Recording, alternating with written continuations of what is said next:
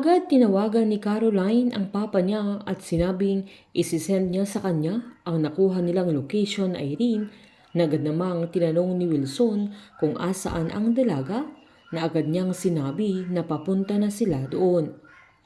Giniit pa ng papa niya na i-forward na niya kay Cornel na sila na ang bahala pero sinaad ni Caroline na paano kung wala na silang oras kaya agad sinabihan ni Wilson si Cindy na tawagan na niya si Cornel sabay pinaalalahanan naman niya si Caroline na kailangan niyang mag-ingat sabay sinabing aalis na siya na sumama din si Cindy. Habang nakasakay na si Caroline sa motor ay agad namang pinatakbo ni Bingo nang akala niya ay nakasakay na si Snoop kaya naiwan ang kaibigan niya pero agad naman siyang sumunod dahil alam niya kung saan nila mahahanap si Irene. Sinumbat na Irene na si Felix ang nangidnap kay Caroline sabay tinanong niya kung siya din ang isusunod nila. Agad tinanong ng dalaga kay Felix kung magkano ang kailangan niya at babayaran siya nito sabay pinaalala niyang hindi basta-basta ang pamilya nila dahil kabilang siya sa pamilya Chu na kaya nilang bayaran ang lahat.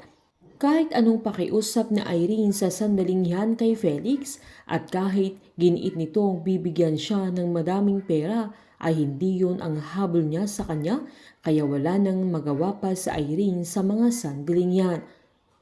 Nang sinubukan niyang umalis ay agad siyang pinaputukan ng baril ni Felix na sobrang kinatakot niya dahil hindi niya inaasahan na armado pala si Felix at napagtanto niyang masamang tao ito nang makita niya ang mga larawang nasa gallery niya at ang message na sinend sa kanya ni Caroline.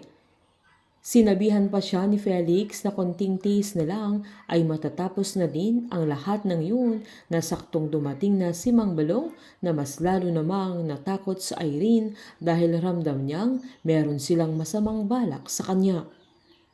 Galit na galit ang matanda at sinabing ang tagal niyang hinintay ang pagkakataon na yun na mas natakot ang dalaga at tinanong kung sino si Mang Balong at kung ano ang gusto niya. Sinabihan naman siya ng matanda na huwag siyang mag-alala dahil magiging memorable ang pagkamatay niya tulad ng ginawa ng mga magulang niya sa asawa niya na mas kinagulat ng dalaga habang nakatutok ang baril ni Felix sa kanya. Hindi namamalaya ng dalaga na umaatras na siya habang nilalapitan siya ni Mang Balong at walang kaalam-alam ang mga anak ni Wilson na may mga taong nasaktan ang mga magulang nila na sila ang magbabayad sa mga kasalanang yun. Ang alam nila ay tahimik at magandang buhay ang meron sa kanila dahil mayaman sila pero ang kayamanan na meron sa kanila ang magdadala sa kanila sa panganib.